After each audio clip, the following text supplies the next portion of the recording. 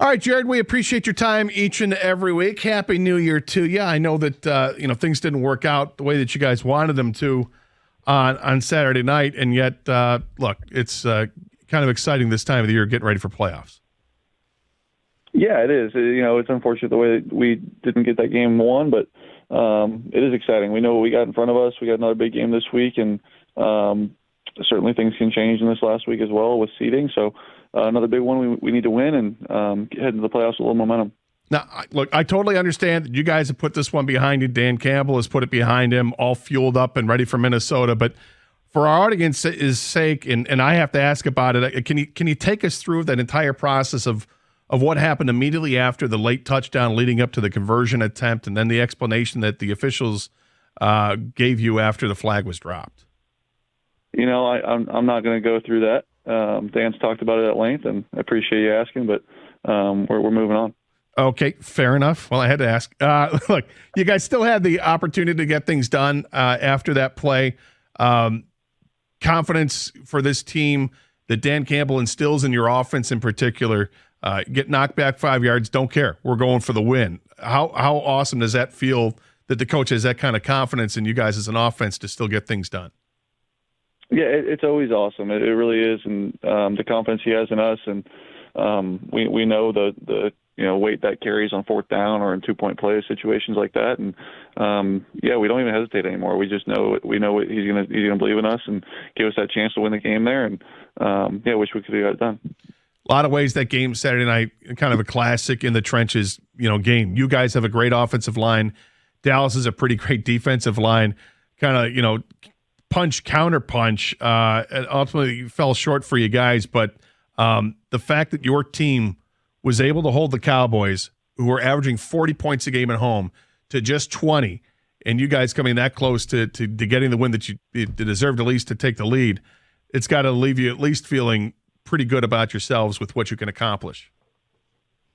Yeah, I mean, we know we're a great team. We got 11 wins. We've won the North and have a chance to do some big things this year. We know what we can do, and they're also a great team, and we went toe to toe, and it was a great game. I thought our defense played really well, like you mentioned, and didn't quite hold up our end on offense, and it's unfortunate. It sucks, but we'll see how the rest of the road goes. You guys definitely have. I think with that game, it shows not only Lions fans, but the all National Football League fans around the country. You guys have the ability to beat anyone, anywhere. You proved that Saturday night. At what point do you think that you as a team truly believe that this is the case, that you are actually a Super Bowl contending team that can beat anyone, anywhere? I don't know. I mean, we went into Green Bay last year and won that game. We went into Kansas City first game of this year, won that game. I don't know. Probably after that, when we figured we can go into any environment and win. And again, we know what our team is built on, and we've got 11 wins, and I don't think we aren't surprised by it. We know how good we are, and know we can play with anybody. You guys still have work to do on Sunday, as you mentioned, the final regular season game against the Vikings. How do you approach the final regular season game against the Vikings, where you still have a chance at claiming the number 2 seed for the playoffs?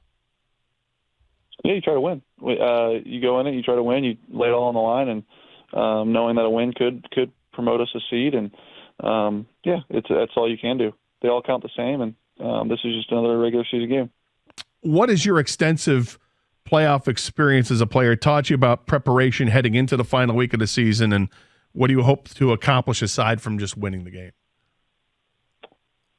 You want to play well. You want to play clean. You want to have some good momentum going into the playoffs, and getting a W at home would be part of that momentum, and playing well. On all sides of the ball. And I think 2 weeks ago we played well against Minnesota at their place, and now get them at our place and get a chance to play well again. And they're a tough team. They're fighting for their playoff lives too. So it'll be another tough 4-quarter game, and we'll be ready. As a player, is that what you would rather have it where you guys played like 10 days ago? Which do you like to have that rematch so quickly or not? I mean, are there advantages, disadvantages to having these games played so closely together? Yeah, both teams deal with them. It's there isn't much film to watch between the games, but they'll change, a little bit, I'm sure, between now and our game, and have some wrinkles for us, and as will we. So there's always that little chess match going on, but we won't probably find out till game day. Laporta is breaking records for rookie tight ends. St. Brown continues to be just a rock-solid stud, top 10 receiver in the league. You guys have the running tandem, Montgomery and Gibbs, a developing Jamison Williams. By the way, perfect deep ball pass to Jamo that had fans going nuts. Is this team clicking on all cylinders at this point offensively, and how much better can you guys be? Yeah, I don't think so. I think we can be a lot better. I think we were below our standard this past weekend, and even at times in Minnesota we were good, but there were still some things that we can clean up. I thought that Denver game was kind of representative of when we are clicking on all cylinders, but yeah, there's always things you can clean up, and hopefully you can get them cleaned up this week and head into the playoffs with that momentum. What's the thing you want to clean up the most? Just overall execution, communication, and being on the same page. I think we do a lot of things on offense, and but we can handle it. It's not like we haven't handled it before. I think sometimes we have some errors, and it starts with me getting the play and communicated and making sure everyone knows what they're doing, and moving from there. Do you find that the players are looking to you more for that leadership, or at least just coming to you and asking, having conversations about, hey, man, we're getting ready for the playoffs. A lot of us has never been there before. What's it like, and what's going on, and how you guys get ready for that? I get that question a lot, and it's kind of funny. Like these guys have, like, Aiden played in college football playoffs. Jamo played in national championship. Like, these guys have played in some pretty big games in their careers. I know they're young, but they've all had experience in big games, as have I, obviously. But they've had experiences and know what it's like in these big games, these win or go home games. So it's fun. I do get that question a lot, but I don't think it's as reality as some may think. These guys have played in a lot of big games, these young players on our team, and they'll be ready to go. So there's no story time with Jared Goff on the flight back from somewhere. No, I'm not that old. No, but you've got the experience. I mean, you've been to the Super Bowl, and a lot of these guys have not been to the Super Bowl. So I think that experience does matter. It does. It matters, I think, for me personally, being ready for the game. But I don't know if I can share any wisdom to these guys. They know it's a big game. That all these next games coming up are essentially playoff games, and they know it's a big game, and it's win or go home. And so they'll be ready.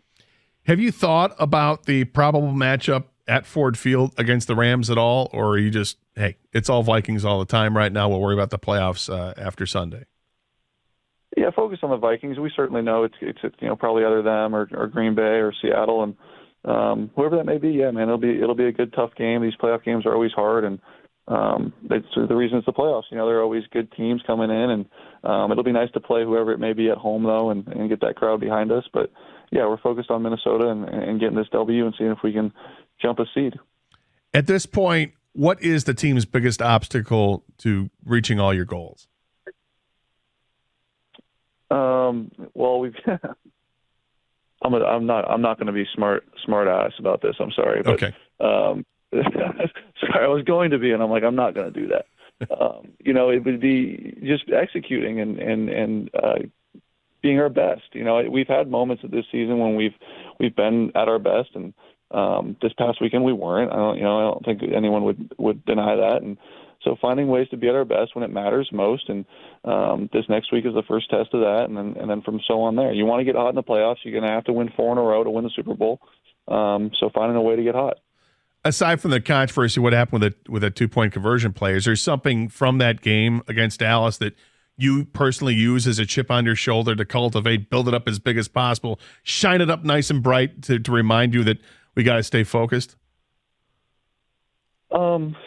Yeah, I mean, there's a bunch of things, man. Throughout that whole game, I think we kept shooting ourselves in the foot a little bit, and I had my hand in that as well, obviously. And if we're able to eliminate the self-inflicted stuff, we'd feel a lot different about that game, and probably would have came out on top. It sucks the way it ended, obviously, but that's not the whole game. There was 70 more plays in that game that mattered, and we didn't make as many as we need to.